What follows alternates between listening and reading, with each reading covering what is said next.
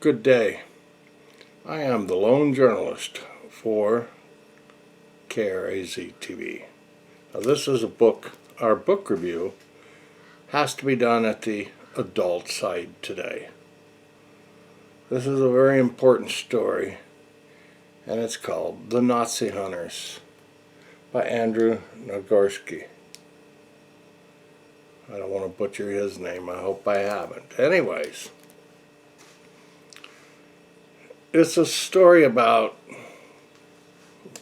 making sure that it doesn't happen again. And this was a special kind of tyranny. But we must be vigilant about all kinds of tyranny. So thank God that we live in America. And yes, keep your Second Amendment rights. Anyway, I'll talk more on that later. More than 7 decades after the end of the Second World War, the era of the Nazi hunters is drawing to a close. Their full saga can now be told. It is by Simon & Schuster, publishers. The author served as Newsweek's bureau chief, Hong Kong, Moscow, Rome, Bonn, Warsaw, and Berlin. He is the author of several books and has written for countless publications.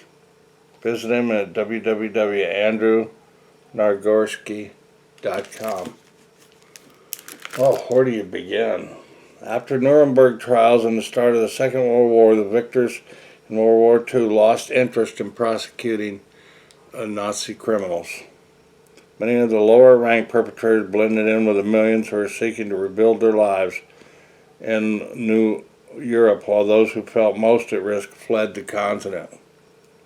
The Nazi Hunters focuses on the small band of men and women who refuse to allow their crimes to be forgotten and who are determined to track them down to the furthest corners of the earth.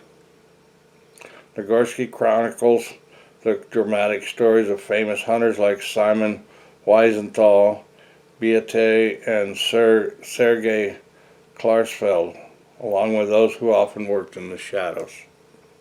They include the young American prosecutors in the Nuremberg and Dachau trials, Benjamin Ferencks and William Dennison, the Polish investigating judge Jan Sin, who handled the case of Auschwitz, Commandant Rudolf Höss, German judge and prosecutor Fritz Bauer, who forced his countrymen to confront their nation's record of mass murders. Mossad agent Rafi Eitan, who led the Israeli team that nabbed Eichmann, and Eli Rosenbaum, who rose to head the U.S. Justice Department's Office of Special Investigations, which has belatedly sought to expel war criminals who live quietly in the United States. After the Nazi hunters, at first the Nazi hunters wanted revenge, but soon their story was transferred into a relentless struggle for justice. There was infighting amongst them, and of course after the first 10 guys were hung and a couple of the well, I'm going to say it right here because this is the Zero Channel. The bastards committed suicide, and everybody finagled, and eventually a lot of them got out of their death sentences and were commuted. Some of them only did a few years in prison, but oh God, the horrific stuff that these bastards did was, I don't know. It's very an emotional thing. I'm not Jewish, but I'll tell you what, I'd never let this happen if I had to try. There's one of the worst ones, Klaus Barbie. Because, you know, the Americans had this thing called Operation Paperclip. And they allowed Nazis. Someone said, oh, there's just a few hundred. No, it's like 15,000.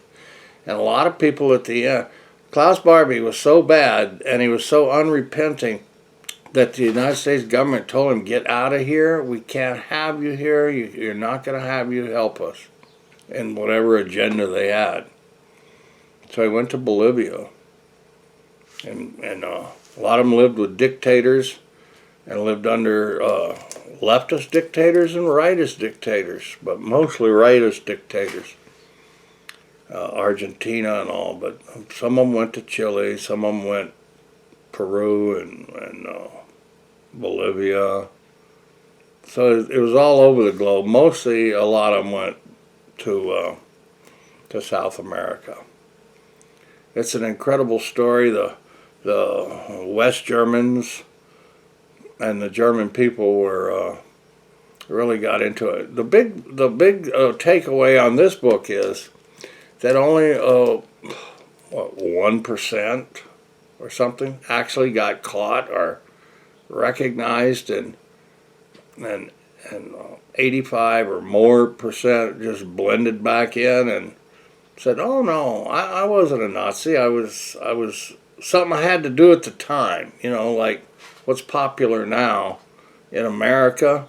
Well, it could be tyrannical here too. So keep your vigilance, folks. That's why I'm saying it just isn't about Nazis. It's about wrong and right, and we know what's right and wrong. And if you don't know that, you never will. Anyways, enough of my ranting. So the Jews were so mad about Eichmann. He was supposedly the mastermind, that they finally put together an operation to go get him out of Argentina.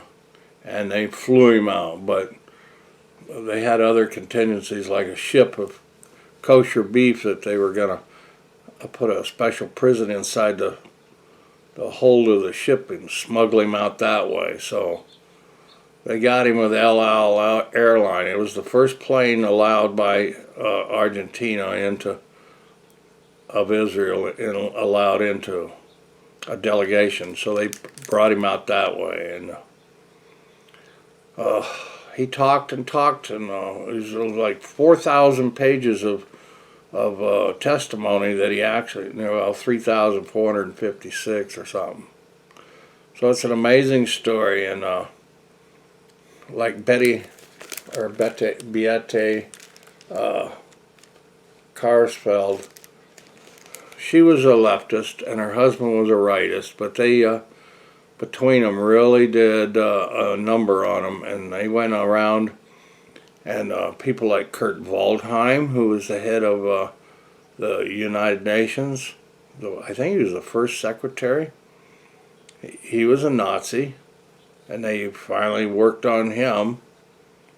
And there was Kissinger, not Kissinger, Kissinger, of East Germany. She went out and got in there and slapped him on the face as he was running for president. So they shamed a lot of people. They changed French and German relations so that the French Nazis paid or tried to. It was all over the board. I'm just saying today, folks, it's something we have to stay vigilant about. There's a few old photos of some of these rotten individuals.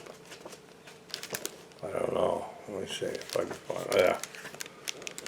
So, now these are some of the good guys and the bad guys. And there's Weissendahl.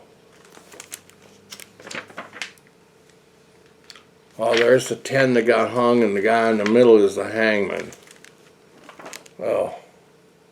And there was one woman, but she wasn't hung, but she was called dubbed the Bitch of Buchenwald, Ilse Koch. The widow of the camp's commandant was infamous for sexually taunting prisoners. Dennison called witnesses who offered lurid testimony, including dubious stories about lampshades made from the skin of their victims, which they found out that if it was true somewhere, it wasn't true in this case. They were goat skins, so I guess people just flipped out. Oh, there's just so many people.